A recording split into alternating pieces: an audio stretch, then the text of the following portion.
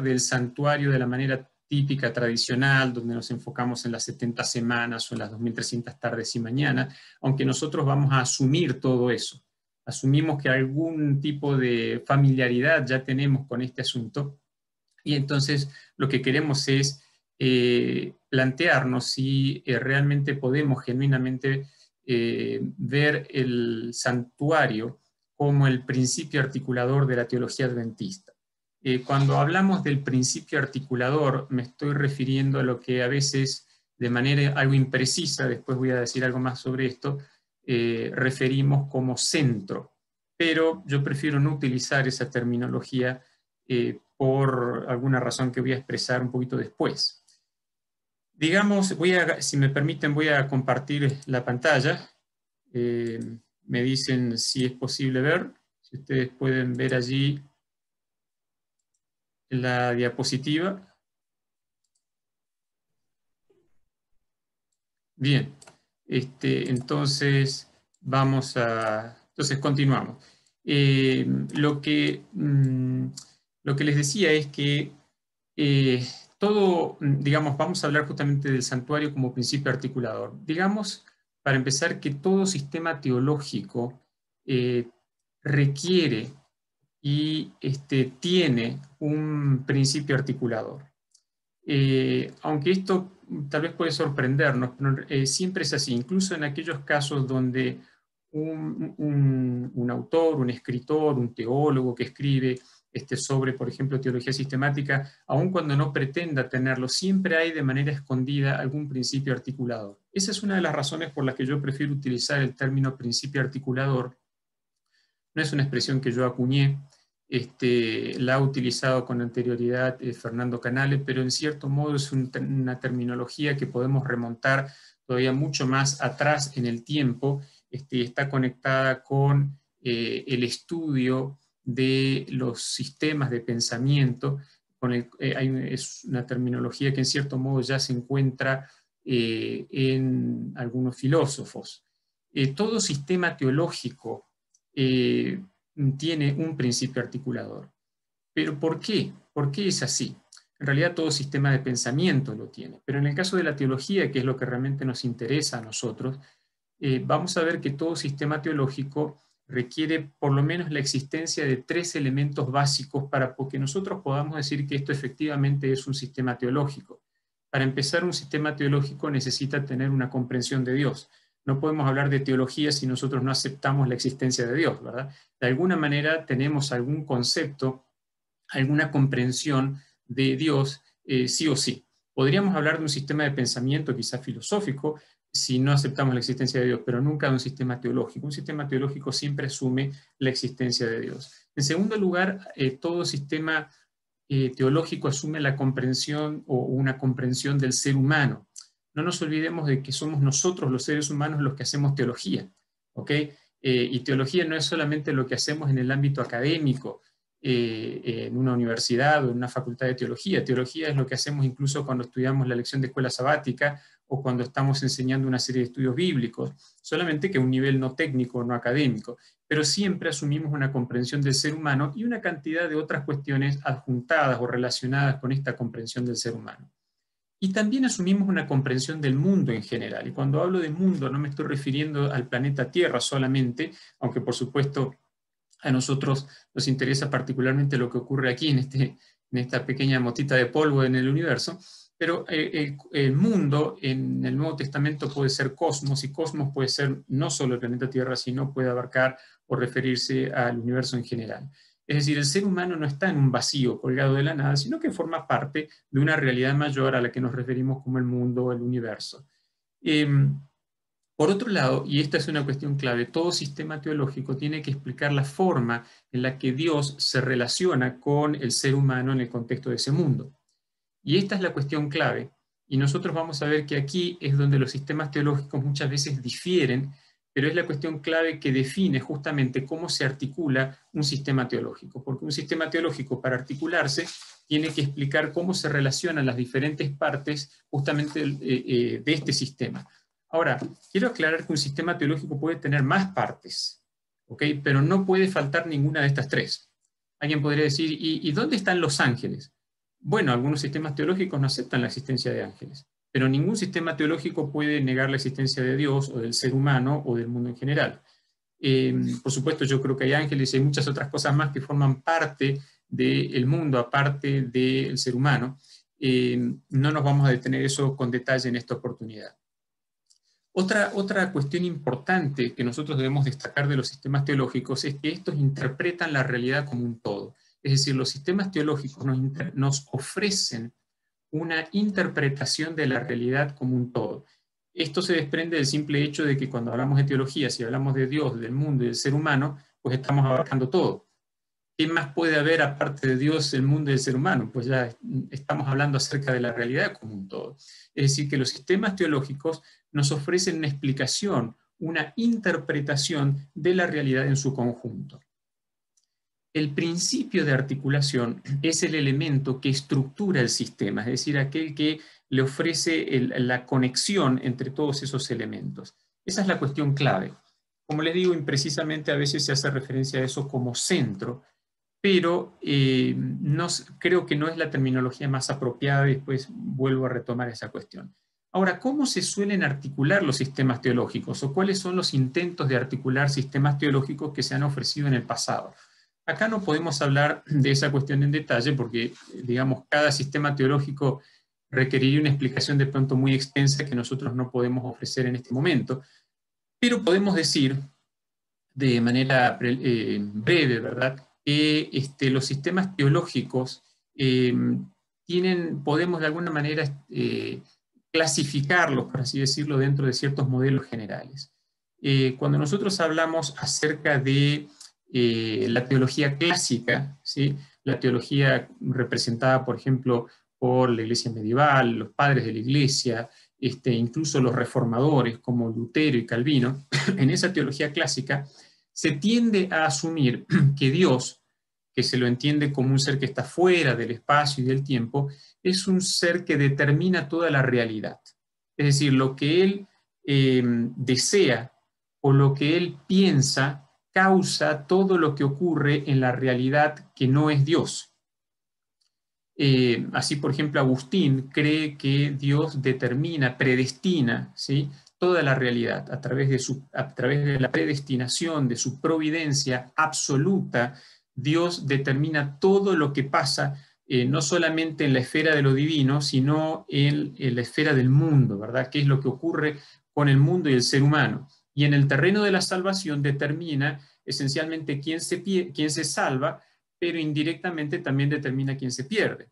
En esa misma línea siguen, por ejemplo, Calvino y Lutero, que de hecho afirman la doble predestinación, es decir, que Dios determina quién se salva y quién se pierde, pero además cuando nosotros leemos a Lutero, por ejemplo, y a Calvino mismo, descubrimos que en realidad Dios determina todo lo que ocurre. ¿Qué podemos decir, por ejemplo, de Tomás de Aquino? Tomás de Aquino era un teólogo muy importante en el contexto del catolicismo, que en teoría admitió que los seres humanos tienen libre albedrío, libertad de elegir, lo cual nos hace pensar que parece que Dios no determina toda la realidad. Pero cuando nosotros analizamos lo que Tomás de Aquino dice con respecto a la realidad de Dios, cuando analizamos su doctrina de Dios, él termina diciendo que en realidad la libertad humana depende en última instancia de Dios y en definitiva termina diciendo que Dios determina toda la realidad también. O sea que en definitiva no se distancia tanto en eso de Agustín. Por lo tanto, lo que vemos es que ya sea porque Dios lo quiere, como en el caso de Agustín, Calvino o Lutero, o porque Dios así lo piensa, Dios determina toda la realidad. O sea, la voluntad de Dios o el conocimiento de Dios es causativo. Lo que Dios conoce es lo que causa que ocurra en el mundo de manera inexorable. Dios determina toda esa realidad. ¿Qué ocurre en la teología moderna? Y esto se aplica en buena medida para la teología moderna, tanto protestante como católica. Yo puse ahí algún nombre como Schleiermacher, que es considerado, por así decirlo, el padre protestante de la teología moderna, ¿verdad? En la teología moderna, la visión de la relación entre Dios y el mundo es una visión que podemos definir como panenteísmo. No estoy diciendo acá panteísmo, aunque están muy relacionados. En el panteísmo, Dios y el mundo es todo lo mismo. En el panenteísmo, el mundo está en Dios, forma parte de Dios, incluyendo a la realidad humana, ¿verdad? Pero Dios es más que el mundo, es como que Dios tiene, por así decirlo, un lado que trasciende al mundo, que frecuentemente se lo presenta como estando de alguna forma o se lo asume como fuera del espacio y del tiempo, ¿sí? La relación entre Dios y el mundo se da como una relación interna dentro de Dios. Es decir, Dios se relaciona con el mundo, para nosotros diríamos su creación, aunque en los sistemas panenteístas, a veces dado que el mundo es parte de Dios, el mundo es eterno, siempre ha existido, en cierto modo, como en el caso de la teología del proceso, Dios se relaciona con el mundo de manera interna, ¿sí? En la teología católica eso lo vemos en Teilhard de Chardin, pero se ha ido difundiendo en la teología moderna. Yo no tengo un dato exacto, pero diría que la mayoría de los teólogos modernos hoy o asumen explícitamente el panenteísmo o lo asumen de manera implícita. Y esta es una tendencia a la cual los adventistas no hemos sido invulnerables en el pasado. Nosotros encontramos, por ejemplo, en John Kellogg justamente esta idea del panenteísmo, aunque en su tiempo se hablaba de panteísmo, dado que el término panenteísmo se volvió popular recién ya bastante avanzado el siglo XX. Ahora, los sistemas teológicos, entonces, ¿sí? Requieren de articulación. ¿Cómo es que los adventistas entendieron la articulación, la relación entre Dios y el mundo, ¿sí? Digamos, en las primeras décadas del adventismo? Básicamente, ellos entendían que el principio articulador de la teología adventista era el santuario. Esto no nos sorprende, podríamos presentar de pronto muchas citas, muchas declaraciones, no solo de Elena de White, sino de otros pioneros, apoyando esto, pero ahora, por supuesto, no es el momento para hacerlo. Una cita típica, simplemente a título de ejemplo presento, es la que ustedes ven aquí de Elena de White, que también se encuentra, palabra más, palabra menos, en el libro El conflicto de los siglos, donde Elena de White dice que el asunto del santuario fue la llave que reveló el misterio del chasco de 1844. El santuario, dice ella, exhibió todo un sistema de verdades relacionado y armonioso. Y es interesante que ella acá está utilizando alguna terminología técnica como la palabra sistema, ¿sí? El santuario lo que hace es revelar un sistema de verdades que está relacionado, que es armonioso, que está unido. Vamos, usando el lenguaje que estamos proponiendo aquí, que está articulado, ¿sí? De manera ordenada, de manera armoniosa, justamente en torno al concepto del santuario. ¿Por qué no estamos utilizando la terminología de centro, la palabra centro? Centro es de pronto la conceptualización habitual, la forma habitual en la cual nosotros nos referimos, quizá de manera algo imprecisa, a lo que acá estamos denominando como principio de articulación. La identificación del centro, ¿sí? De la teología bíblica o en la teología sistemática adventista reciente ha sido bastante problemática.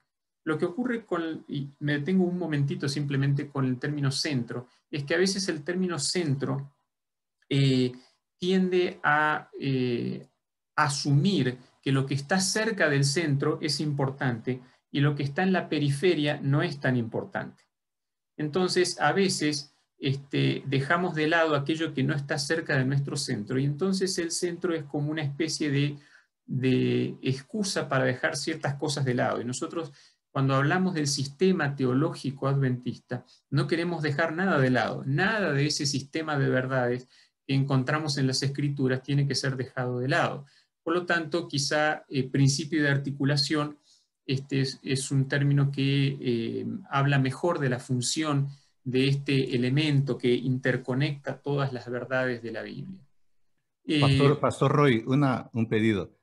Estamos entendiendo bien. Algunos tienen un poco de dificultad. No te olvides de hablar un poco más despacio, por favor. Muchas gracias. Gracias por la aclaración, disculpen. las clases las suelo dar en español y quizás corremos un poco. Les decía que el centro es un término a veces algo impreciso. A veces hay teólogos que identifican como el centro de su pensamiento una idea que cuando una la analiza descubre que no es el verdadero centro, no es lo que realmente articula su pensamiento. Por eso preferimos acá la expresión principio de articulación. Ahora, el principio de articulación de la teología, ya sea en la Biblia o en la teología adventista reciente, ha sido un poco problemática.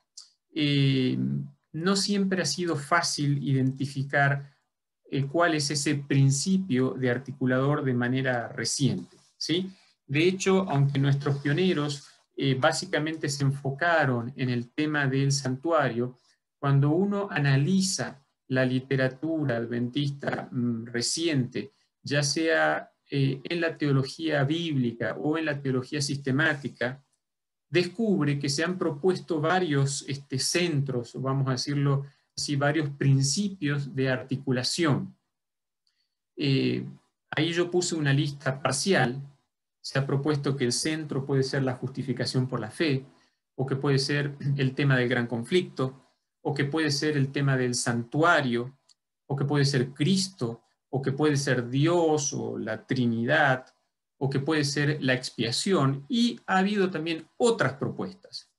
Pero no hay un consenso total en ese sentido con respecto a qué constituye el centro o el principio de articulación tanto de la Biblia como de la teología adventista. Y esto es interesante porque los adventistas hemos sostenido históricamente que creemos en el principio de sola escritura, es decir, de la Biblia y la Biblia sola como la base de nuestras creencias. Si es solo la Biblia la base de nuestras creencias, podemos esperar que haya un solo principio de articulación y no varios. Pero no nos hemos puesto de acuerdo.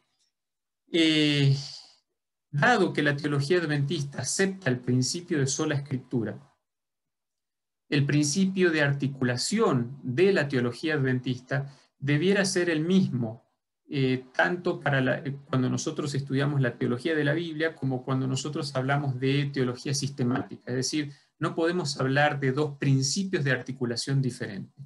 Si nuestra teología se basa en la Biblia, entonces el principio de articulación de la Biblia, nuestra teología, tiene que ser el mismo principio de articulación de la Biblia. Pero esto nos lleva a preguntarnos si la Biblia tiene un principio articulador. Y acá nos metemos en un terreno donde nuevamente ha habido discusión. ¿Tiene la Biblia un principio de articulación? Ha habido teólogos, especialmente en el área bíblica, que han expresado su reparo con respecto a esto.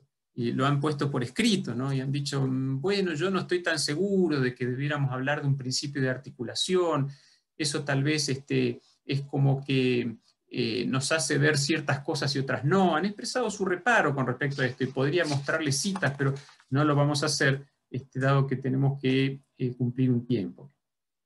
Pero nuevamente podemos preguntarnos, ¿es genuino preguntarnos si la Biblia posee un principio de articulación? Esto equivale a preguntarnos si la Biblia nos ofrece una interpretación, una comprensión de Dios, del mundo y el ser humano, y de la relación entre Dios y el mundo y el ser humano. Es decir, la Biblia nos presenta algún tipo de explicación, de comprensión de Dios, del mundo, del ser humano que habita en este mundo, y de cómo Dios se relaciona con el mundo. ¿Encontramos alguna explicación con respecto a esto? En otras palabras, ¿contiene la Biblia los elementos básicos de un sistema teológico? Dios, ser humano y mundo. Bueno, si lo planteamos de ese modo, probablemente más de uno de ustedes debe estar pensando, bueno, en ese caso la respuesta es sí. Déjenme por un momento definir primero qué es esto de sistema teológico. Esto ya se ha estudiado. Hay un autor que ha escrito su tesis doctoral acerca de esto. Un sistema, si lo queremos decir en general, un sistema es un todo de partes que están articuladas, ¿sí?, entre sí. Pero acá lo que nos interesa no es un sistema en general, sino un sistema teológico, ¿sí? Un sistema teológico es un todo, ¿sí?, de doctrinas que están teológicamente articuladas, es decir, están articuladas en torno a una comprensión de Dios, ¿sí?, y de sus acciones que las articulan. Si nosotros vamos a la Biblia, es claro que la Biblia no es un libro de teología sistemática, por lo menos no en el sentido tradicional, es decir, no es que ustedes abren la Biblia y dicen capítulo 1, doctrina de Dios, o capítulo 2, doctrina de la revelación, inspiración, etcétera, ¿no? Entonces, nuevamente podemos preguntarnos si es que nosotros podemos sostener que la Biblia tiene un principio articulador. Podemos sostener, como lo hicieron los pioneros, que el santuario es el principio articulador de nuestro sistema teológico en base a lo que dice la Biblia. Es claro que los pioneros creían que la Biblia contenía un sistema teológico. Elena de White dice, por ejemplo, en una declaración para mí muy importante, emblemática, dice: la Biblia contiene un sistema sencillo y completo de teología y filosofía. Algunos cuando leen la palabra filosofía acá se asustan un poco, pero Elena de White está hablando de la filosofía de la Biblia, que la Biblia tiene su propia filosofía, y podríamos hablar horas acerca de esto. Pero también nos dice Elena de White que la Biblia contiene un sistema sencillo de teología, es decir, que Elena de White entendía que la Biblia contiene su propio sistema teológico. Podemos entonces volver y preguntarnos, entonces parece que hay esperanza, podemos encontrar un sistema bíblico teológico. En otra declaración, en el libro La Educación, ¿sí?, Elena de White se refiere, hablando de la Biblia, a su gran sistema de verdad, que no se presenta, dice ella, de manera, digamos, a través de un estudio descuidado, no se presenta de tal manera como un sistema, ¿sí?, que pueda descubrirlo el lector apresurado o descuidado. Es decir, para descubrir este sistema de verdad, tenemos que estudiar la Biblia en profundidad. Ella dice que las verdades, o sea, las creencias, las doctrinas que encontramos en la Biblia, forman un gran todo, es un sistema que forma un gran todo y que debe ser buscado y analizado. Forman, dice ella en otra declaración, esas verdades, esas creencias, esas doctrinas, se unen, ¿sí?, se articulan para formar un todo perfecto. ¿Podemos entonces hablar de un sistema bíblico de teología? Yo creo que sí. Disculpen, se me ha movido la diapositiva antes, ¿verdad? Yo creo que sí. Todo sistema teológico tiene que tener 4 componentes operativos básicos. Algunos de ellos en realidad ya los hemos mencionado. Elena de White, de hecho, menciona estos elementos en diferentes declaraciones, quizás con otras palabras. Lo primero que necesitamos para poder tener un principio de articulación es tener partes, doctrinas, temas teológicos que van a ser articulados, interconectados entre sí. Y podemos ver que la Biblia nos habla acerca de Dios, vamos a entrar un poco más en eso, acerca del mundo y del ser humano. Pero también necesitamos uno de esos componentes teológicos que funcione como agente articulador.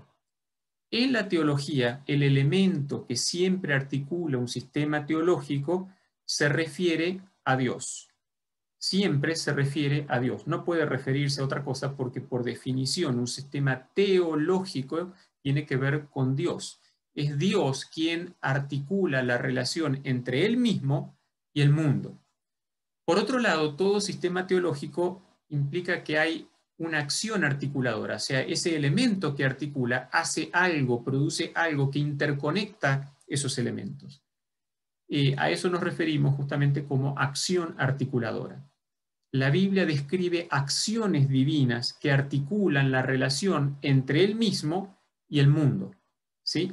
Y no estamos hablando de la predestinación absoluta de Agustín, Lutero, Calvino, ni tampoco estamos hablando acerca del panenteísmo de la teología moderna. Acá ya podemos imaginarnos que el santuario ocupa un rol importante en conectar a Dios con el mundo. Y en última instancia tenemos el todo, o sea, todo sistema teológico se constituye como un todo, como un conjunto que resulta justamente de esta articulación. Si la Biblia contiene un sistema teológico, nosotros debiéramos ser capaces de encontrar estos 4 componentes presentes en las Escrituras. ¿Podemos hablar de esos 4 componentes?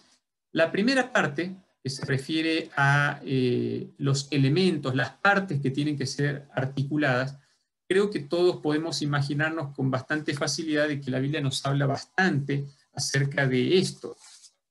Para empezar, la Biblia nos habla extensamente acerca de Dios, ¿sí? Nos dice que es un Dios triuno, es un Dios que tiene 3 personas, pero es uno, ¿verdad? Es un Dios que se parece a sus criaturas, pero es diferente.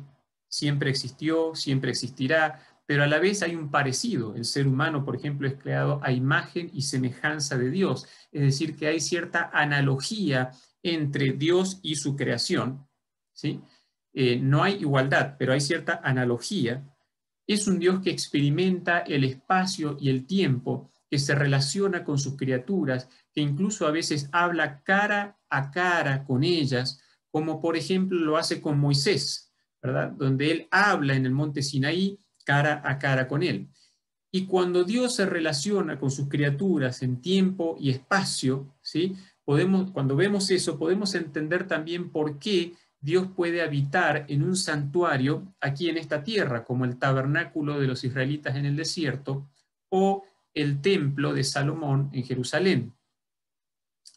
También la Biblia nos habla de un concepto del mundo.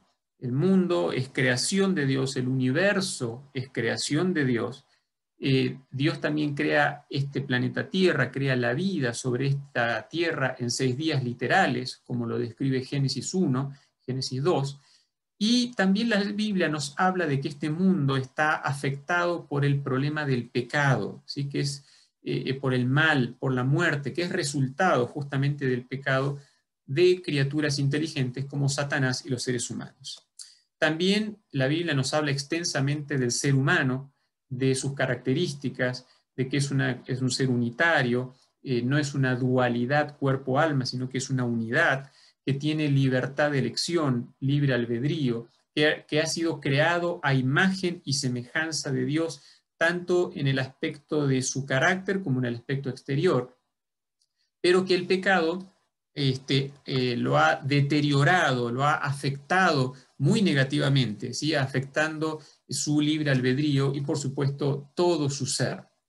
Es decir, que el primer componente está, la Biblia nos habla acerca de Dios, nos habla acerca de el mundo y nos habla acerca del ser humano. ¿Cuál sería el agente divino? Es el agente articulador que une a Dios con el ser humano. No es tan difícil de encontrar. En la Biblia, Cristo es claramente presentado como un mediador entre Dios y el mundo. Él es el agente creador, encontramos muchísimos textos acerca de esto, es el que sostiene el mundo. Pablo, por ejemplo, señala esto en Colosenses 1, 16 y 17, Juan capítulo 1, Hebreos capítulo 1, etc. Cristo es el mediador de la salvación. Pablo dice, hay un solo mediador entre Dios y los hombres, Jesucristo hombre, y es el que articula la relación entre Dios y el mundo en términos generales. Todas las cosas, toda la relación entre Dios y el mundo se hace a través de la segunda persona de la deidad. Él es el que, Pablo dice, sujeta todas las cosas a sí mismo y a través de él a Dios. Y Cristo no solamente es el agente que articula la relación entre Dios y el mundo en el Nuevo Testamento, donde se habla mucho acerca de Jesús, sino también que Él es mayormente el Jehová del Antiguo Testamento. Él es el yo soy. Jesús mismo señala esto en varias oportunidades. Por ejemplo, en Juan 8:58, Él dice, antes que Abraham fuese, yo soy. Jehová es el yo soy del Antiguo Testamento, ¿sí? Es entonces el centro, si lo queremos decir así, no solo del Nuevo Testamento, sino también del Antiguo. Es el que crea a Adán y Eva, es el que establece el pacto con Abraham, es el que habla desde el Sinaí, y esto se ha mencionado en la lección de escuela sabática de ayer, en una declaración de Elena de White, etc. Es decir, Cristo es el agente que articula la relación entre Dios y el ser humano en las Escrituras. Ahora, ¿cuáles son las acciones que Cristo realiza, ¿sí? que en definitiva son descritas en la Biblia como doctrinas, como creencias? ¿Cuáles son las acciones que Dios realiza a través de Cristo para articular la relación entre sí mismo, entre Dios y el mundo? Para empezar, digamos que Cristo es el agente de la creación. Eso está claro, Pablo lo describe con mucha claridad. Lo vemos ya a Cristo personificado en Proverbios capítulo 8, ¿sí? como la sabiduría de la creación. Y esa terminología es tomada por Pablo en 1 de Corintios capítulo 1 para hablar de que Cristo además es la sabiduría de la salvación. Él es el que crea el universo, crea la tierra, crea el ser humano, pero también es aquel que va a articular el proceso de salvación. Cristo es el que preserva también el universo, es el que lo sustenta, es decir, Dios gobierna el universo y lo sustenta desde su santuario en la persona de Cristo. Y hay cantidad de textos bíblicos que nos presentan a Dios como gobernando el universo y sustentándolo desde el santuario celestial, especialmente en el libro de Salmos. Pero vamos a centrarnos en lo que podemos llamar una acción articuladora específica, ¿sí? Cristo es el que media entre Dios y la humanidad. Esa mediación se hace siguiendo un patrón de relación, que es el patrón del santuario. El santuario no es solamente una estructura física en el cielo, también lo es. Hay un santuario, una estructura física en el cielo, ¿sí? Pero también es cierto que Dios en su relación con el mundo se relaciona a través de esa estructura, es un patrón de relación. Esto no solo vale para el contexto del plan de salvación. No es que solamente Dios se relaciona a través de la estructura del santuario en el contexto del plan de salvación. Nosotros vemos que Dios se relaciona, por ejemplo, con Adán y Eva ya en el Edén, como si fuera una especie de pequeño santuario. El santuario es el lugar donde Dios, o el Edén, es el lugar donde Dios se reunía con Adán y Eva. Luego de la caída, Adán y Eva son expulsados del santuario, pero ellos van a encontrarse con Dios en la entrada del Edén. Allí van a ofrecer sus sacrificios. Y de hecho el libro de Ezequiel, capítulo 28, nos habla de una contraparte celestial del Edén. Es decir, que el Edén funciona como una especie de santuario donde Dios viene y se relaciona allí con Adán y Eva. Y luego de la caída es el lugar donde Dios pone los querubines en la entrada, y ese es un lenguaje del santuario, y frente a esa entrada se ofrecen los sacrificios. Y hay evidencia bíblica para eso, además de evidencia en Elena de White.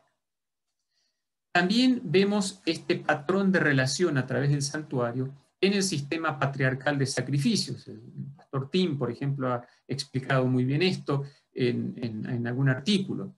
Vemos el patrón de relación de Dios a través de una estructura del santuario en el tabernáculo del desierto, en el templo de Jerusalén, ¿sí? Y vemos por la información bíblica, por lo que Pablo nos dice, por ejemplo, en 1 Corintios 10, que Cristo mismo es el que acompañaba a Israel. Cristo es el que estaba presente en la nube que estaba colocada allí sobre el tabernáculo. Y en el Nuevo Testamento vemos que incluso la encarnación de Cristo sigue este patrón de relación del santuario. En el sacrificio de Cristo, Cristo es el sacrificio del santuario y sobre la base del cual Él intercede por nosotros, ¿sí? Cuando Cristo se encarna, según Juan capítulo 1, Él viene a hacer su tabernáculo con nosotros, o sea, establece su tienda con nosotros. Es decir, nuevamente allí encontramos el lenguaje del santuario que nos habla de cómo Dios se relaciona a través de la persona de Cristo, siguiendo este patrón estructural del santuario. Incluso si nosotros vamos a la Nueva Jerusalén, allí en Apocalipsis capítulo 21 y capítulo 22, vamos a percibir que la Nueva Jerusalén es presentada como una especie de enorme cubo, como una especie de enorme lugar santísimo, en el centro del cual está el trono de Dios y el trono del Cordero, frente al cual nosotros iremos a adorar usando el lenguaje de Isaías 66, de mes en mes y de día de reposo en día de reposo, o de sábado en sábado. Este patrón a través del cual Dios se relaciona, este patrón, esta estructura del santuario, abarca tres asuntos importantes, comprende tres aspectos importantes. Lo primero es una relación pactual. En segundo lugar, ya en el contexto del plan de salvación, un proceso de expiación. Y en tercer lugar, una acción providencial de Dios a través de Cristo en la historia. Explico brevemente estas tres cosas. ¿Por qué es importante el tema del pacto en conexión con el asunto del santuario? Los pactos en la Biblia siempre han sido condiciones para que Dios habite con su pueblo, con sus criaturas. Esto es una realidad incluso antes de la caída. Si nosotros vamos a Génesis, el capítulo 2, vemos que allí Dios establece un pacto con Adán y Eva. Ellos podían habitar en el jardín del Edén, comer de todo árbol del huerto, excepto del árbol de la ciencia o del conocimiento del bien y del mal. Había condiciones pactuales. Mientras ellos cumplieran esas condiciones, vivirían felices en el Edén. Por supuesto, ellos no cumplieron esas condiciones pactuales y entonces son sacados del Edén. Luego de la caída, para que Dios pueda seguir habitando con sus criaturas, va a ofrecer pactos sucesivos, lo que la Biblia describe como el pacto eterno, que es ofrecido en primer término a Adán, después a Noé, a Abraham, a Israel, a David, ¿sí? Y en todos esos casos se utiliza la terminología de pacto eterno, ¿sí? Dios también propone un nuevo pacto que está presentado en Jeremías capítulo 31 y que está citado nuevamente en Hebreos capítulo 8. Ese nuevo pacto es el pacto que en última instancia es ratificado con la sangre de Cristo y que es el cumplimiento de estos sucesivos pactos que Dios ha ofrecido a través de la historia de la salvación. Es decir, el pacto es una condición para que Dios haga su tabernáculo con sus criaturas, para que habite con sus criaturas. En un pacto existen estipulaciones pactuales. ¿Cuáles son esas estipulaciones pactuales? Son los 10 mandamientos. Los mandamientos de Dios son las estipulaciones básicas del pacto. Y el corazón de ese pacto es el tema del sábado, que funciona como una señal de pacto. Fíjense cómo entonces este principio articulador del santuario, donde Cristo es el agente que articula a través de sus acciones, siguiendo este patrón estructural del santuario, va a conectarse con todos los temas teológicos que nosotros conocemos en la teología adventista y que están presentes en las Escrituras, ¿sí? Todos los que aceptan participar en los términos del pacto se convierten en el pueblo de Dios. Y ese pueblo de Dios tiene una misión. Si nosotros vamos al libro de Apocalipsis, acá no tenemos tiempo para hacerlo, vamos a descubrir que ese pueblo de Dios, ese remanente escatológico, ¿sí?, se mantiene fiel a los términos del pacto. Se lo describe como un pueblo que guarda los mandamientos de Dios en varias oportunidades. Y un pueblo que tiene una misión que nosotros la encontramos explicada en Apocalipsis capítulo 14. Estamos, por supuesto, hablando de la misión del pueblo de Dios en el tiempo del fin. De hecho, la Biblia ilustra claramente que Dios quiere seguir teniendo una relación pactual con su pueblo, incluso en la tierra nueva. Apocalipsis 21:3, por ejemplo, nos dice que Dios quiere que nosotros seamos su pueblo, ¿sí? Ese lenguaje de Apocalipsis 21:3, donde se nos dice que Dios hace su tabernáculo con nosotros y quiere que nosotros seamos su pueblo, es un lenguaje no solo del santuario, sino también un lenguaje pactual. En segundo lugar, entonces, en primer lugar, tenemos el tema del pacto en conexión con el santuario. En segundo lugar, tenemos la expiación. El pacto funciona como la condición para que Dios habite. Si no hay pacto, no hay santuario. En segundo lugar, tenemos el tema de la expiación.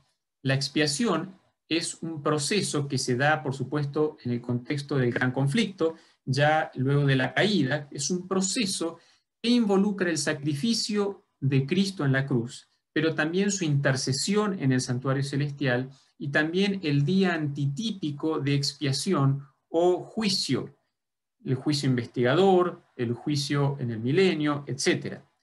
La expiación tiene una dimensión cósmica, que es justamente esta, que es todo ese proceso de expiación que puede ser observado por todas las inteligencias del universo, pero también tiene una dimensión individual y una dimensión social. La dimensión individual de la expiación es lo que conocemos como justificación y santificación. Y la dimensión social tiene que ver con la pertenencia del creyente que ha sido justificado y santificado con su pertenencia al pueblo de Dios. Es decir, que el haber sido justificado y santificado es una condición para pertenecer al pueblo de Dios. Y la santificación, como ustedes ya se imaginan, tiene que ver con la fidelidad a los términos del pacto que habíamos mencionado con anterioridad. Es decir, que acá incluimos dentro de esta articulación la expiación, el sacrificio de Cristo en la cruz como el fundamento de la expiación, pero también su intercesión en el cielo, la justificación, la santificación y la pertenencia al pueblo de Dios en el contexto de los términos del pacto. Y en tercer lugar, tenemos la acción providencial de Dios en la historia. ¿Qué es la acción providencial? Y aquí se ha venido estudiando bastante el tema de las profecías, y esto es crucial para que nosotros entendamos cómo el santuario articula todo nuestro esquema escatológico. El santuario estructura, le da forma a las acciones de Dios que gobiernan la historia humana. Esto se vuelve evidente cuando nosotros estudiamos los libros proféticos de Daniel y Apocalipsis, ¿sí? Cuando estudiamos los períodos proféticos que encontramos en Daniel y Apocalipsis y que están estructurados según las actividades del santuario. Esto podría ser toda una presentación aparte. Si nosotros analizamos las 70 semanas tienen que ver con Cristo, el agente articulador, pero también con la inauguración del santuario, el ungimiento del Santo de los Santos al final de esas 70 semanas. A su vez, las 70 semanas son la parte inicial de las 2300 tardes y mañanas, que concluyen con la purificación del santuario del cielo. El periodo de 1260 días o años es parte de las 2300 tardes y mañanas y nos habla del periodo de dominio del anticristo, durante el cual el anticristo ofrece o presenta un falso sistema de mediación e intercesión que compite con el santuario celestial.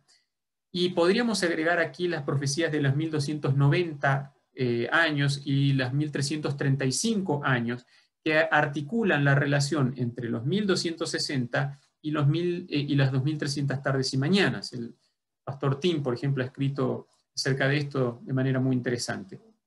Dios gobierna la historia, eso lo vemos claramente en Daniel y en Apocalipsis. Él ejerce su acción providencial, ¿sí?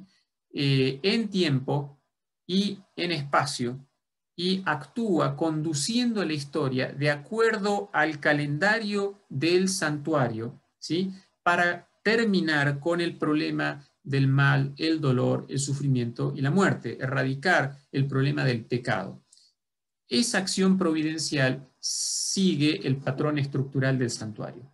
Es decir, que acá tenemos partes, Dios, el ser humano, el mundo que la Biblia describe, tenemos un agente articulador que es la persona de Cristo, tenemos el conjunto de acciones que Cristo realiza a través de la estructura del santuario, y finalmente tenemos un todo que el sistema teológico bíblico, el sistema teológico adventista, puede describir de dos maneras. Podemos visualizar este sistema teológico de dos maneras, abordarlo de dos maneras. Uno es de manera diacrónica, es decir, a través del tiempo. Cuando nosotros vamos al pasado, vemos que Dios creó un mundo perfecto en un contexto de armonía original perfecta, ¿sí? Después se produce la interrupción de esta armonía original perfecta y se introduce el gran conflicto. Y nuevamente vemos que Dios quiere restaurar esa armonía original, esa relación en el santuario del Edén donde todo era perfecto, en un contexto de nuevos cielos y nueva tierra, como lo presenta Apocalipsis capítulo 21. En todo este contexto tenemos el santuario. En el Edén, la armonía original. En el contexto del gran conflicto, Dios articula su relación con el mundo a través de la estructura del santuario. Y finalmente, en la tierra nueva, donde se vuelve a restaurar esa armonía original del Edén. Ahora, también podemos analizar este todo desde el punto de vista sincrónico, es decir, viendo cada una de estas fases con todos los elementos que tiene simultáneamente. Hay 3 niveles en los cuales podemos ver este todo, a nivel cósmico, a nivel social y a nivel individual. Y aquí he colocado un cuadro tratando justamente de sintetizar todos estos elementos. A nivel cósmico, en la parte de arriba, ¿verdad? Nosotros vemos que Dios articulaba la relación con el mundo, con el ser humano, en el contexto de esa armonía original del Edén, revelando su carácter y gobernando el universo desde el santuario y relacionándose de manera pactual con Adán y Eva en el contexto del jardín del Edén, que también funcionaba como una especie de santuario, pero donde no existía el problema del pecado. A nivel individual, vemos que Adán y Eva no necesitaban santificarse porque ellos no habían, antes de la caída, porque ellos no habían cometido pecado, pero sí, gracias a la revelación que recibían de Dios, ellos podían desarrollar su carácter. No hay santificación, pero sí desarrollo del carácter. Sin embargo, se introduce el problema del mal y ahí tenemos el gran conflicto. En el nivel cósmico, en el gran conflicto, Cristo intercede y juzga con el Padre en el santuario celestial. A nivel social, Cristo intercede en favor del pueblo del pacto, su remanente fiel. Y a nivel individual, gracias a la obra de Cristo en el santuario, es posible la justificación y la santificación. Finalmente, tenemos en la tercera columna, en realidad, cielos nuevos y tierra nueva, donde Dios va a restaurar la relación edénica, Dios va a seguir revelando su carácter y gobernando el universo desde el santuario, pero esta vez ya trasladado aquí a la tierra. Estudiaremos la ciencia de la salvación por la eternidad. Se restaurará la relación pactual a nivel social que Dios tenía con Adán y Eva, pero esta vez con todos los habitantes de la Nueva Jerusalén. Y aunque ya no seguiremos hablando de santificación, volveremos a hablar del desarrollo del carácter. ¿Cómo resumimos todo esto? Dijimos que tenemos partes, ¿sí? La Biblia nos habla acerca de Dios, nos habla acerca del mundo y de la realidad humana. Eso ya lo vimos. Tenemos también un agente articulador que es Cristo, el que media la relación entre Dios y el mundo, ¿sí? Es el que articula las acciones divinas con respecto al mundo, y vimos que esas acciones articuladoras abarcan, antes de la creación, lo que podríamos llamar acciones prearticuladoras. Cristo es establecido como la sabiduría de la creación, usando el lenguaje de Proverbios 8, o como la sabiduría de la salvación, usando el lenguaje de Pablo en 1 Corintios 1 y 2, ¿sí? Todo esto establecido en un pacto intratrinitario antes de la creación. Tenemos a Cristo como aquel que preserva y sustenta lo que Él ha creado. Él crea, preserva y sustenta, ¿sí? Y tenemos, dijimos, acciones articuladoras específicas a través de las cuales Cristo articula la relación entre la deidad y el mundo, el pacto, la expiación y la acción providencial de Dios en la historia. Y vimos que el todo lo podemos ver en términos de armonía original, el gran conflicto y nuevos cielos y nueva tierra, donde esa armonía original es restaurada, y este todo tiene niveles cósmicos, sociales e individuales. En conclusión, esto que estamos proponiendo creo permite ver en armonía la importancia que la Biblia le asigna a muchos temas bíblicos. ¿Es Cristo el centro de la teología? Sí, Él es el agente articulador. ¿Es el santuario el principio articulador de la teología? Bueno, el santuario es no solo una estructura en el cielo, sino también el conjunto de acciones que Cristo desarrolla para articular la relación entre Dios y el mundo. ¿Es el pacto importante en este contexto? Sí, porque el pacto es una condición para que Dios habite con sus criaturas, el pueblo de Dios que tiene una misión. ¿Es importante la expiación? Por supuesto, porque la expiación es una de las acciones articuladoras centrales de Cristo que relaciona a Dios con el mundo. ¿Es la salvación importante? Por supuesto. ¿Es el gran conflicto importante? Sí, el gran conflicto en cierto modo es el todo de este sistema en el contexto presente. ¿Es la creación importante? Sí, porque Dios crea para habitar con su creación. Aquí podemos nosotros ir interconectando todos los temas teológicos de la Biblia con esta propuesta que nos habla del santuario como el principio de articulación de la teología, no solo de la Biblia, sino también de la teología adventista. Creo que como adventistas nosotros no debemos privarnos de buscar justamente esta articulación y ver este cuadro de armonía de todas las escrituras. Walter Kaiser, un teólogo bíblico, ha hablado de cómo el iluminismo y la alta crítica han conducido a muchos en la iglesia cristiana a rechazar la idea de unidad de la escritura como una doctrina, como una doctrina viable o como una característica hermenéutica utilizable. Pero nosotros como adventistas no seguimos los principios del iluminismo ni los principios de la alta crítica. Creemos que la Biblia es una unidad porque ha sido inspirada por Dios y no necesitamos quedarnos desconcertados, usando la palabra de Kaiser aquí, sin un principio organizador o un principio articulador, porque la Biblia tiene un claro principio articulador que está estructurado en torno a la realidad del santuario y nos permite ver a la Biblia como un sistema completo de verdades armoniosas. Muchas gracias, que Dios los bendiga y ojalá que haya sido de bendición esta presentación para ustedes y bueno, estamos abiertos a preguntas que puedan surgir. Muy bien, doctor Pastor Roy Graf, muchas gracias por la presentación. Amigos, queridos pastores, o pastor Graf já nos autorizou a partilhar com vocês o PowerPoint e vamos fazê-lo isso em forma de PDF. Então, muitas graças, pastor Roy. Lucas, você quer começar lendo algumas das perguntas que foram feitas?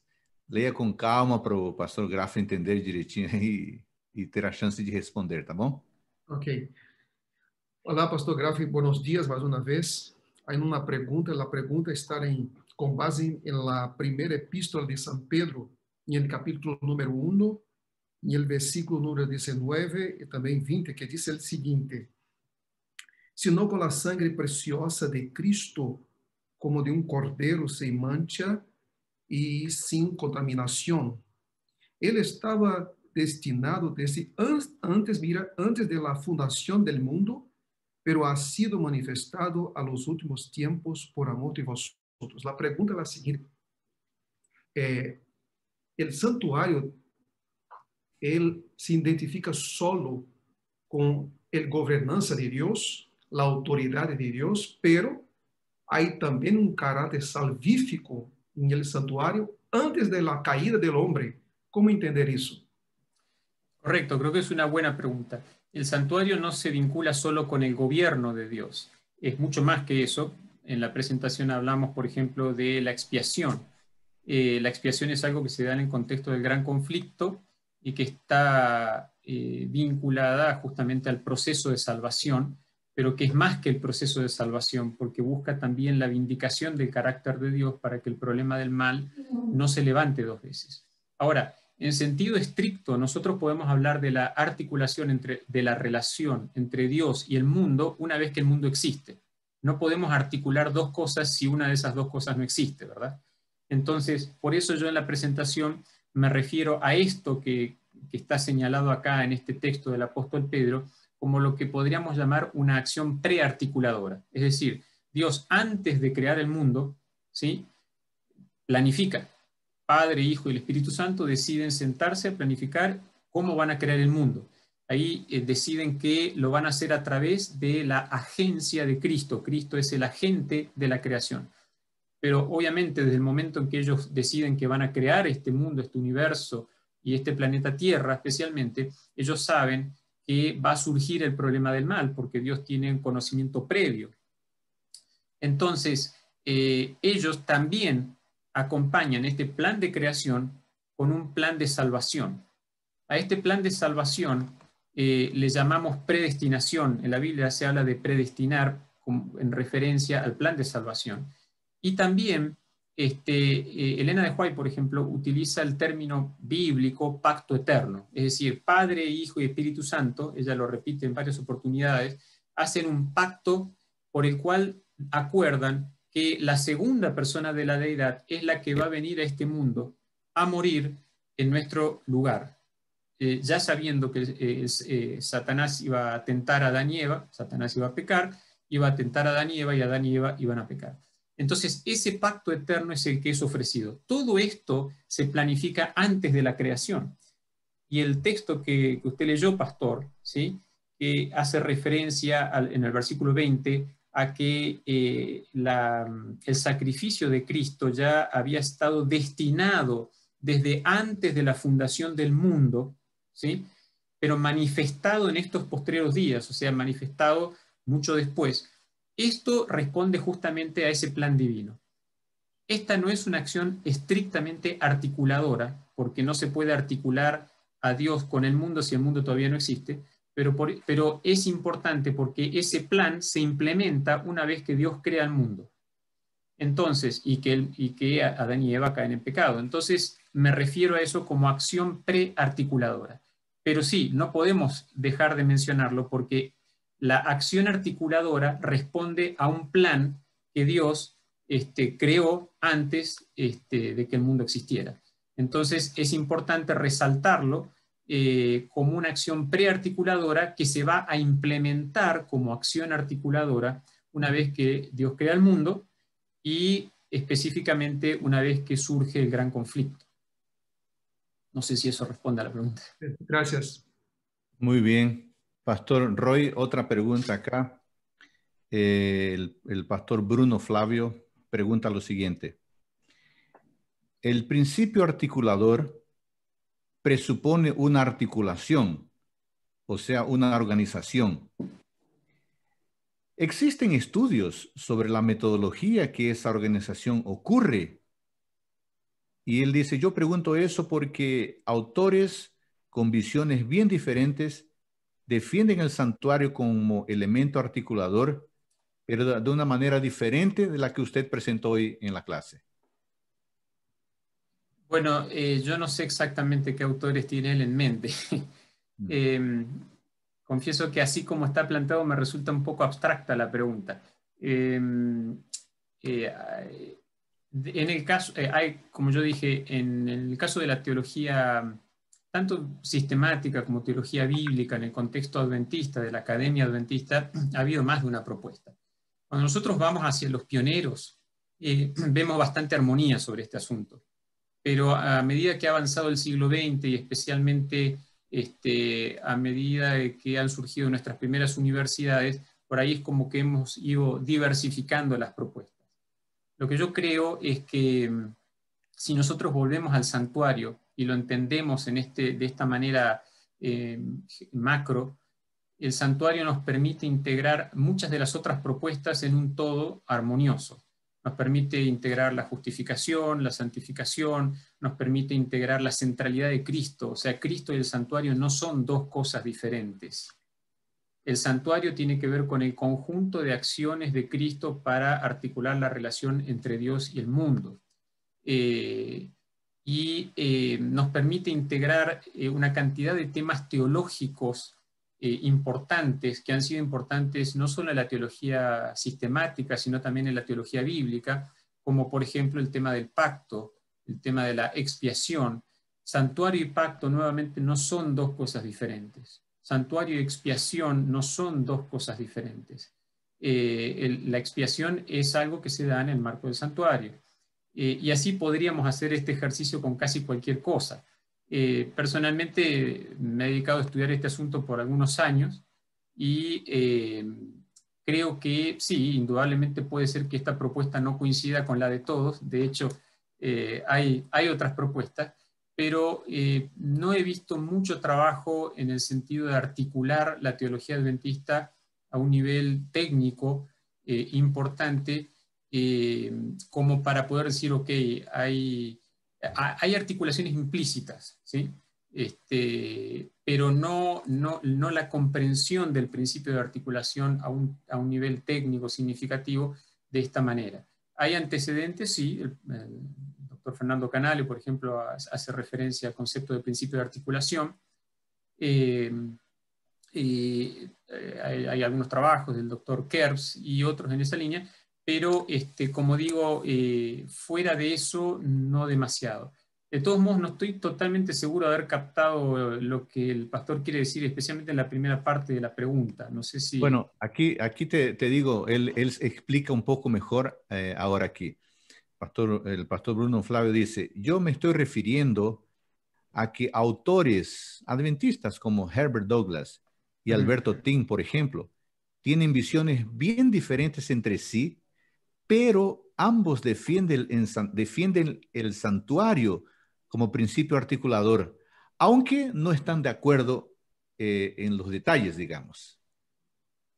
Ok, Herbert Douglass, él realmente defiende más el tema de el gran conflicto. Él incluso tiene un libro donde compila material de Elena de White y demás y se enfoca más que nada en el tema del gran conflicto. No dudo de la centralidad del tema del gran conflicto, pero el gran conflicto se articula o resulta de la forma en que Dios trata con el mundo y con el ser humano en particular a través de la estructura del santuario. O sea, Dios ha elegido respetar la libertad humana y por lo tanto surge este gran conflicto como un todo. Como ustedes ven en la presentación, el gran conflicto está claramente integrado en esta perspectiva del santuario como principio articulador. No he explorado mucho las diferencias entre Douglass y el pastor Tim. Sí he hablado con el pastor Tim bastante extensamente de esto y él conoce incluso mi trabajo de tesis doctoral sobre esto y hasta donde hemos hablado parece que está de acuerdo, así que no me siento en conflicto con él, para nada. De hecho, yo he citado cuando hice mi propia tesis doctoral extensamente materiales de él porque me parece que él ha hecho un excelente trabajo. Quizás la diferencia es que el pastor Tim se ha enfocado más directamente en el trabajo de los pioneros a nivel histórico y yo me estoy enfocando en el santuario como principio de articulador a un nivel más sistemático, pero estoy asumiendo lo que él está diciendo en su tesis. Personalmente yo no veo un conflicto. Él habla del santuario como un principio integrador y de los 3 mensajes angélicos que, como ustedes vieron, están incluidos dentro de esta propuesta que estamos haciendo, porque los 3 mensajes angélicos son el mensaje que predica el remanente, que es el pueblo del pacto, que justamente tiene esa relación pactual porque el pacto es una condición para que Dios habite con sus criaturas. O sea, al final estamos hablando de la misma cosa. Quizás la diferencia es que él tiene un enfoque un poco más histórico, sistemático, y el mío es más sistemático, pero asume esos descubrimientos históricos previos que el doctor Tim presenta. Yo no veo conflicto con lo que dice el doctor Tim, sinceramente. Con respecto a Douglass, creo que Herbert Douglass, creo que él le falta bastante precisión en integrar el santuario en su visión del gran conflicto. Ahí sí yo vería una cierta diferencia. Muy bien, el pastor Bruno envió un mensaje clarificando que la pregunta era en relación a las diferencias que hay entre otros autores. Él no estaba en desacuerdo con la presentación que tú has hecho ahora. El pastor Harley y hay otro pastor acá que está diciendo, no sé si es el pastor Darío, en fin, algunos pastores están pidiendo que traduzcamos este material, falando español aquí, algunos pastores estão pedindo para traduzir esse material do espanhol para o português. Sim, amigos, isso já está em processo de tradução. Ainda nesta semana, subiremos no portal o PDF da aula de hoje em português, tá bom? Sem problema nenhum, sempre estamos fazendo isso, tentando colocar nas 2 línguas, além da original, para que você possa ter acesso ao material original, caso você queira conferir exatamente o que o autor disse. Pastor Lucas, mais Ok, pastor, uma pergunta. Tengo una pregunta más, pastor. La pregunta es la siguiente. Con relación abordaje sincrónico. Sincrónico. En tu ponencia, pastor, en tu presentación está 3 niveles de operación: cósmico, social e individual. Pero nosotros podemos comprender bien la situación cósmica, ¿no?, con el tema del santuario y la articulación. Pero ¿cómo comprender ese aspecto sincrónico, social e individual con relación al santuario? ¿Podría explicar un poco más? Sí, es una muy buena pregunta. En el aspecto social, recordemos que si Dios lo que hace es articular la relación suya con el mundo a través de la persona de Cristo, en el contexto del gran conflicto, eso implica salvar a la humanidad, reunir a la humanidad. La Iglesia es la institución cuya cabeza es Cristo, o sea, el agente articulador, que reúne a todos aquellos que pertenecen a los términos del pacto, es decir, aquellos que digamos, son justificados y santificados, justificados de manera, o sea, continua, no solo una vez al inicio, sino cada vez que pedimos perdón, y ese perdón nosotros lo obtenemos a través de la intercesión de Cristo en el santuario celestial. Y la santificación es algo que también es posible por la justicia impartida de Cristo. La justificación es la justicia imputada de Cristo, la santificación es la justicia impartida de Cristo. Ambas, ahí estamos hablando del nivel individual, se obtienen gracias a la mediación e intercesión de Cristo en nuestro favor en el santuario celestial. Pero a su vez, Cristo no solo salva individuos, sino que Él reúne un pueblo, reúne una iglesia donde Él es la cabeza. Recuerden incluso que, por supuesto, acá podríamos desglosar este asunto por horas. No lo vamos a agotar, podríamos tomar un aspecto en particular y podríamos estar hablando solo una ponencia acerca de esto. He tratado de presentar el panorama de conjunto. Pero a nivel social, la iglesia es el conjunto de aquellos que ingresan a los términos del pacto. Pacto y santuario son dos cosas que van juntas. La iglesia es una entidad cuya cabeza es Cristo, el agente articulador, y es el templo de Dios aquí en la tierra. Es un templo espiritual, no un templo material. Pero la iglesia ya es aquí en la tierra el conjunto de habitantes del santuario del cielo. Nosotros somos habitantes espiritualmente de la Nueva Jerusalén. Cristo es nuestro precursor en el santuario celestial y nosotros por fe somos ciudadanos del reino de los cielos y ciudadanos de la Nueva Jerusalén, la capital de ese reino, que como dijimos en última instancia también sigue el patrón estructural del santuario. ¿Qué significa esto? Que esta visión del santuario articula la forma en que Dios se relaciona con nosotros a nivel individual, justificación, santificación, a nivel social. Cristo reúne a su iglesia para convertirlos en habitantes del santuario, ciudadanos de la Nueva Jerusalén, ¿sí? Y a nivel cósmico, que bueno, la pregunta no iba por ahí, pero en última instancia todo se conecta con lo que Cristo hace en ese nivel cósmico, pero todo está en última instancia en función de esa actividad cósmica. Muy bien, Pastor Roy, muchas gracias. Hay otra pregunta acá, hay varias preguntas interesantes. Una pregunta del Pastor Julio César Ribeiro. Es una pregunta un poco más larga y por eso la voy a leer con calma para que las entiendas bien. El santuario construido en la tierra, está haciendo una afirmación, el santuario construido en la tierra es basado en el modelo del cielo, tipo, antitipo. Sin embargo, el ritual de salvación ejecutado en la tierra no es ejecutado basado en un modelo preexistente en el cielo.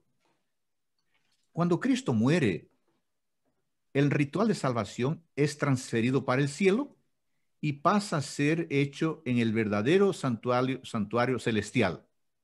Son afirmaciones. Ahora viene la pregunta, Pastor Graf. De esa manera, ¿no sería correcto afirmar que esa posición del cielo como tipo y tierra como antitipo es intercambiable cuando se trata del ritual de salvación ejecutado en el santuario? Bueno, supongo que la pregunta tiene que ver con cómo definimos tipo y antitipo en función de el santuario. Ahí el especialista es el doctor Richard Davidson, y entiendo que él ha tenido una presentación también aquí. Tipo y antitipo bueno, en el caso del santuario, digamos, el tipo tiene que ver con personas, eventos o instituciones de la historia de la salvación en el Antiguo Testamento que tienen un cumplimiento intensificado, ¿verdad?, mucho mayor en personas, eventos o instituciones de la historia de la salvación del Nuevo Testamento. En este caso nosotros estamos hablando acerca de una institución que es el santuario. Ahora, el santuario, indudablemente, a diferencia de lo que ocurre con otras relaciones de tipo y antitipo, el santuario ya existía, el santuario celestial existía antes que el terrenal. Como estructura existía. Claro, algunos acá podemos entrar a preguntarnos por qué entonces la inauguración del Santo de los Santos o del santuario según las 70 semanas, por el sacrificio de Cristo. O sea, Cristo ya estaba obrando en el Antiguo Testamento en favor de nuestra salvación, pero vamos a decirlo así, es como que Él obra de prestado. ¿Por qué? Porque el fundamento de ese plan de salvación tiene que ver con el sacrificio de Cristo. Entonces el sacrificio de Cristo llega luego y entonces ahí podemos decir que oficialmente queda el santuario inaugurado, pero eso no significa que el santuario no funcionaba antes o que Dios no gobernaba desde el santuario celestial, ¿verdad? De hecho, como dice Richard Davidson, Satanás antes era Lucifer, que era un querubín protector, y el lenguaje de querubín es el lenguaje del santuario, o sea que él trabajaba en el santuario celestial. Ahora, en algún punto la pregunta en la primera parte o en alguna de las afirmaciones pareciera ser como, si entendí bien, como que el sacrificio de Cristo no es, digamos, no responde a una especie de tipo anterior, si es que entendí bien. Sí. No responde a un tipo anterior, pero responde a un plan anterior.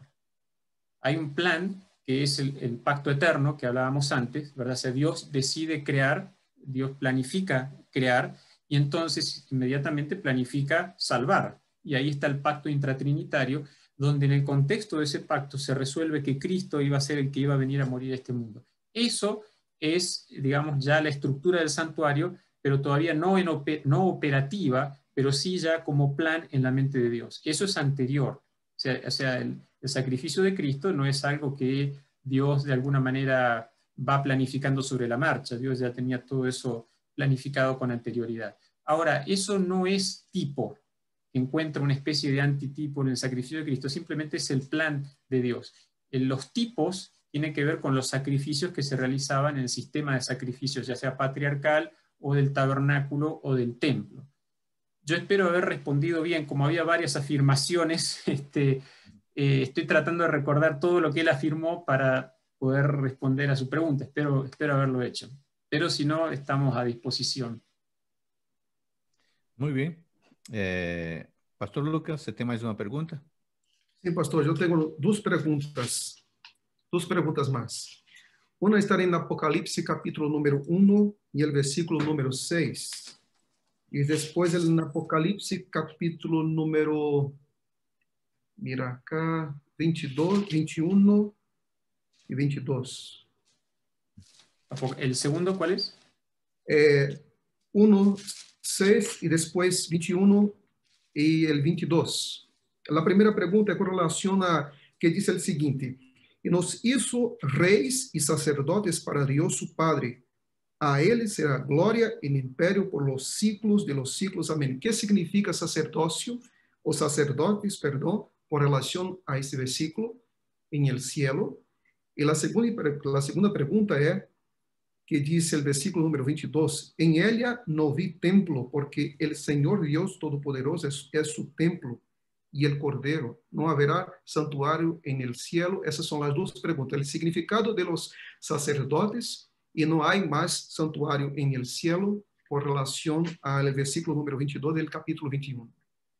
Correcto. Creo que son buenas preguntas. Empiezo por la primera y si me olvido me hacen acordar de la segunda.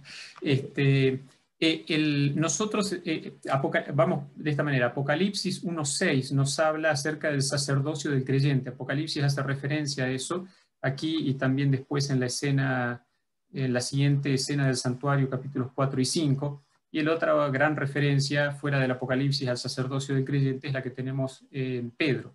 Ahora, Este concepto del sacerdocio del creyente está conectado, y por eso me parece muy buena pregunta. Yo simplemente esto no lo mencioné porque, como les digo, se podría desglosar este asunto de manera muy significativa, porque todo nuestro sistema teológico depende en última instancia de esta concepción de la forma en que Dios se relaciona con el mundo a través de la estructura del santuario. En esta forma de articular, Cristo es el sumo sacerdote, es el agente articulador. Decimos sacerdote en el contexto del gran conflicto, ¿no? Adán y Eva no necesitaban un sacerdote, pero sí, Cristo era la segunda persona de la deidad, era el Jehová que los crea y con el cual ellos se relacionaban. Pero en el contexto del gran conflicto, Cristo es nuestro mediador y nuestro intercesor. Sin embargo, nosotros como creyentes que formamos parte de una comunidad pactual, la comunidad pactual del remanente, colaboramos acercando a otras personas a Cristo, que es el sumo sacerdote celestial. Y en ese sentido, ya el pueblo de Israel tenía una función sacerdotal. El pueblo de Israel era un pueblo de sacerdotes. Este concepto del sacerdocio del creyente no es algo que surge por primera vez en el Nuevo Testamento, sino que está basado en declaraciones del Antiguo Testamento, concretamente de Éxodo capítulo 19, donde se dice de Israel que ellos son una nación de sacerdotes. Ellos son una nación de sacerdotes que a su vez tienen una tribu sacerdotal, que es la tribu de Leví, que a su vez tienen sacerdotes especializados, que a su vez tienen un sumo sacerdote.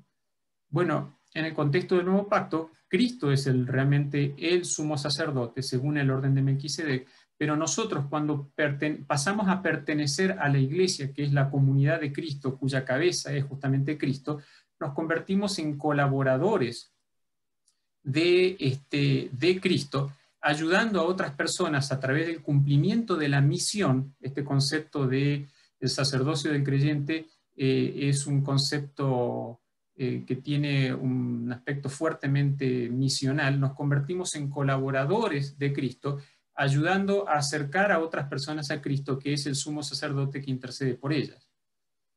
Se podría decir bastante más, pero no es que nosotros competimos con Cristo, nosotros somos sus colaboradores, somos aquellos que constituimos un reino y sacerdotes. Ahora, con respecto a la segunda cuestión, sí, algunos piensan que en el santuario celestial no va a haber templo. Lo que no va a haber es un templo que está separado de la estructura de la Nueva Jerusalén.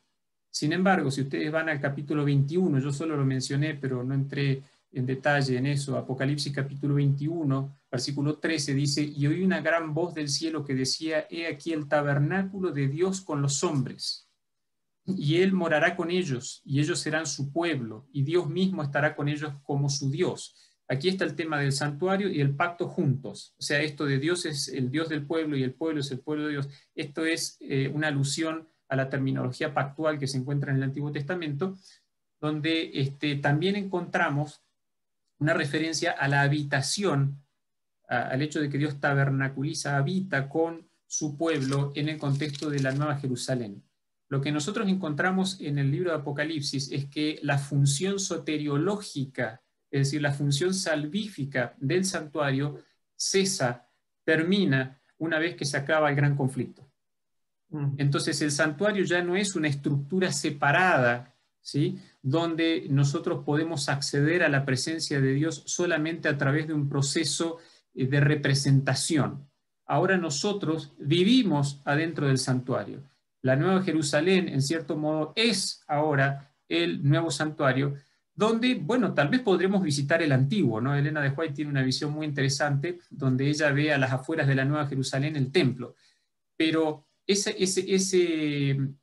templo ahora será como una especie de museo, quizás donde nosotros podríamos ir y visitar, pero en la Nueva Jerusalén no hay una estructura separada que es el templo. Ahora la Nueva Jerusalén es como una especie de enorme lugar santísimo. Las únicas dos estructuras cúbicas que encontramos en la Biblia son el lugar santísimo del tabernáculo del templo de Jerusalén y la Nueva Jerusalén en Apocalipsis 21, donde nosotros podremos ir directamente delante de la presencia de Dios y del Cordero, sin tener que ser representados por alguien porque estamos separados de Dios por el problema del pecado. En ese sentido, en el sentido soteriológico, salvífico, ya no hay templo como una estructura separada. pero eso no significa que Dios no habita con nosotros siguiendo el patrón estructural del santuario, que es lo que creo que encontramos en Apocalipsis 21:3. Muy bien. Los pastores están animados acá, haciendo más preguntas. Y aquí quiero leer una pregunta que el pastor Eliud Alves fez. Es una pregunta larga, entonces la voy a leer con calma y me parece que es interesante. Só um comentário antes, queridos pastores que estão acompanhando a aula. É bom a gente aprender outras línguas, não é? É um desafio, né? Mas é bom saber o espanhol, né? Afinal de contas, a divisão sul-americana é apenas um país brasileiro que fala português, os restantes, os outros 7 países falam em espanhol. Então, vocês ou nós poderemos fazer um trabalho bem mais significativo se hablamos el espanhol. Entonces, aquí está un desafío para que los brasileños aprendan español y para que los hispanos aprendan el português. Um desafio para ambos.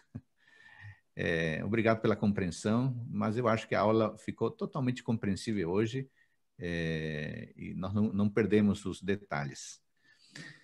Então, a aula foi de santuário e também foi a aula gratuita de espanhol, certo? Mas vou ler agora a pergunta, pastor Graf. O tempo se está terminando. Pastor Eliud Alves, de Campo Grande. Delante de este tema presentado, pastor Graf, cuando leemos lo que Jesús dice en Juan 14, 1 a 3, bien conocido, lindo versículo. Cuando leemos lo que Jesús dice en Juan 14, 1 a 3, ¿será que él se estaría refiriendo también al santuario? En ese sentido, pastor Graf, ¿sería correcto decir que el santuario está en el centro de la historia de la humanidad, teniendo su institución dentro del Edén? ¿Y será que ese fue el motivo de haber sido retirado de la tierra el jardín del Edén antes del diluvio? Y que este fue el modelo presentado a Moisés en el Sinaí para ayudarnos didácticamente a comprender el plan de redención. ¿Y será que todas las profecías bíblicas están alineadas al sistema funcional del santuario? Y que este santuario retornará dentro de la ciudad santa en un nuevo significado para la humanidad, teniendo Cristo siempre como el centro del proceso. Hay varias preguntas, pero con un único objetivo. ¿Qué le parece, pastor Graf? Muy bien, creo que es una excelente pregunta. ¿Podemos dar una respuesta un poco más larga o una respuesta corta? Respuesta Bien. Corta porque tenemos otra pregunta, por favor. La respuesta corta es sí. Podemos entrar en detalles. Algún detalle, por favor. Con respecto a cómo el santuario, o sea, cómo el Edén es un santuario, ¿sí? Solamente que no, digamos, en principio, en Génesis 1 y 2 no lo encontramos adaptado al problema del gran conflicto, o sea, todavía no está el aspecto soteriológico o salvífico allí. Pero después eso surge luego de la caída, y ya lo vemos en Génesis capítulo 4. El doctor Joaquín Acevedo, que es un brasileño, trabajó aquí, trabajó en Brasil y trabaja en Estados Unidos, él tiene un artículo fantástico donde habla justamente de cómo, según la evidencia de Génesis 4, Adán y Eva iban a ofrecer los sacrificios a la puerta del santuario. No hay tiempo ahora para entrar en detalles aquí, pero es un artículo muy bueno. Yo creo que seguramente digamos, el Edén fue preservado justamente por eso. Y cerremos diciendo esto: es claro que la Nueva Jerusalén contiene al Edén. Leamos Apocalipsis 21, Apocalipsis 22, allí está el árbol de la vida que da los 12 frutos para sanidad de las naciones. O sea, es una especie de nuevo Edén, no es solamente una nueva Jerusalén. Entonces allí confluyen todas estas cuestiones. El Edén, lo encontramos de vuelta allí, Jerusalén, donde estaba el santuario, pero que ahora es una nueva Jerusalén donde todos nosotros habitamos dentro de ese santuario, porque ya no necesitamos esa representatividad para poder acceder a la presencia de Dios. Así que, en términos generales, mi respuesta es sí. Coincido con esa perspectiva. Muchas gracias. Pastor Lucas, ¿tenemos más una pregunta? Não, pastor, aqui terminou. Tudo bem. Tá. Deixa eu juntar aqui amigos, duas perguntas. Te haré esas dos preguntas separadas, Pastor Graf, y si puedes contestarlas rápidamente, porque así podemos hacerlas las dos. La primera, el pastor Fernando Iglesias dice así: siendo que la ley de Dios es eterna y el arca es llamado del trono de Dios, la pregunta es, ¿desde cuándo podemos inferir que existe el santuario celestial? El santuario celestial existe desde que existe la creación de Dios, como, vamos a decirlo así, antes de que Dios creara el universo solamente estaba el Padre, el Hijo y el Espíritu Santo. ¿Ok? En algún punto Dios decidió crear el universo y el momento en que Dios decide crear el universo, decide crear los ángeles, que son inteligencias celestiales, ¿verdad? Decide crear el santuario celestial. ¿Cuándo ocurrió eso? Nadie lo sabe, pero yo pienso que desde el momento en que Dios decidió crear el universo, decidió crear el lugar donde Él iba a habitar en el universo. O sea, el santuario es, como dice el Tratado de Teología Adventista, el lugar de la inmanencia de Dios en el universo, o sea, el lugar donde Él habita. Acuérdense que el santuario es un palacio, es la casa de Dios. En el Antiguo Testamento frecuentemente al templo de Dios se lo describe como el Heikal, y esa palabra significa santuario, significa palacio, es una casa, ¿verdad? Es donde Dios habita, desde donde Dios gobierna, donde recibe adoración, donde se centraliza bueno, toda la actividad divina. Desde allí Él encausa su actividad divina. Así que ahora, decimos que es eterna, la ley de Dios es eterna en el sentido que refleja el carácter eterno de Dios, pero no eterna en el sentido de que el santuario coexistió con Dios en un infinito pasado. Eso no, porque el santuario es parte de la creación de Dios, o sea que tiene algún inicio en algún punto. Decimos que es eterna porque es el lugar de habitación de Dios y porque la ley de Dios sobre la cual Dios tiene... Dios está asentado, el carácter, digamos, es un reflejo del carácter de Dios, como reflejo del carácter de Dios es eterno, pero no como estructura del santuario ha sido creado en algún punto en el pasado, no lo sabemos cuándo, ¿no? Cuando Dios decidió crear el universo. Muy bien, el pastor Paulo Alberto pregunta lo siguiente. Primero una afirmación, después la pregunta. Si consideramos la alianza de salvación como ocurriendo desde la eternidad y que eran los sacrificios que confirmaban el pacto, pregunta, ¿no sería el santuario una expresión del pacto en vez del pacto una expresión del santuario? Hay una interrelación entre ambas cosas. Lo que sí, el sacrificio, digamos, se da en términos, el plan de salvación se da en términos de plan antes de la creación, pero no existe como una cuestión real antes de que Dios cree el mundo y se introduzca el problema del pecado en el mundo. Ahora, yo lo que creo es que Dios desea habitar con sus criaturas. Eso es lo que Dios desea. Dios desea habitar, y el concepto de tabernáculo, ¿sí? Justamente es el concepto de habitación de Dios con sus criaturas. El pacto es una condición para que eso sea posible. Sin pacto no hay santuario. No tenemos una cosa sin la otra. Por eso yo creo que el pacto está vinculado al santuario y no tanto el santuario al pacto. O sea, el pacto no es un fin en sí mismo, sino que es un medio que tiene que existir de manera permanente a través del cual Dios puede habitar con sus criaturas. Tiene que haber una relación pactual para que Dios pueda habitar con sus criaturas. Y no es algo que es en un momento y después ya no hace falta, sino que es algo permanente, siempre tiene que existir. Ahora, este orden es un orden lógico, no es un orden cronológico en el sentido de que primero viene el pacto y después viene el santuario y nos olvidamos del pacto. No, siempre coexisten las dos cosas. Es como si hablamos de justificación y santificación. Las podemos distinguir, pero no las podemos separar de ninguna manera. Muy bien. Pastor Graf, vamos a terminar com uma última pergunta, pero antes disso, queria dar um recado aqui. Alguém está lembrando? Deixa eu ver quem que falou aqui. Primeiro, um pedido, Pastor Graf. Si tú puedes compartir el texto, el artículo del doctor Acevedo, si lo tienes. Lamentablemente no lo tengo. Podríamos pedírselo a él quizá, pero Ya. ha sido Eso es publicado, yo lo he buscado incluso para mis alumnos, no están las bases de datos usuales, pero pienso que se Bueno, lo pueden pedir. acá un pastor ya fue rápido, ya encontró el texto, ya puso acá el link, está resuelto el tema.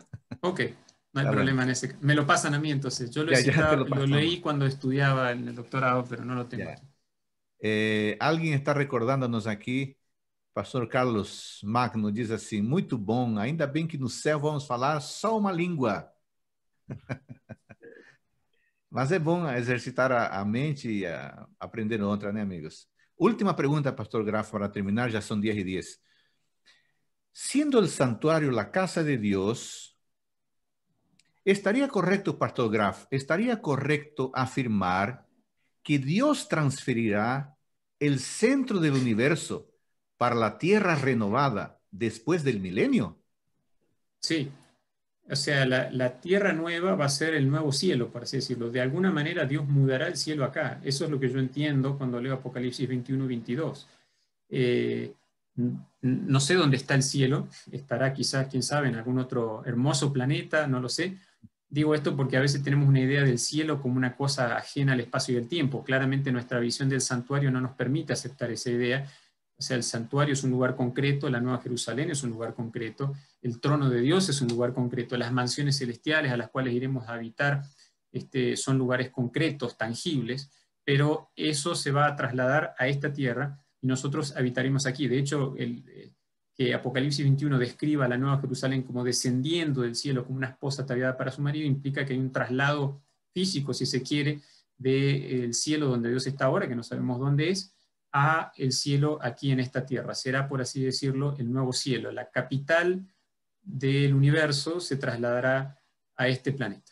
Así es, así es. Y habitaremos juntos por el resto de la eternidad hablando un solo idioma.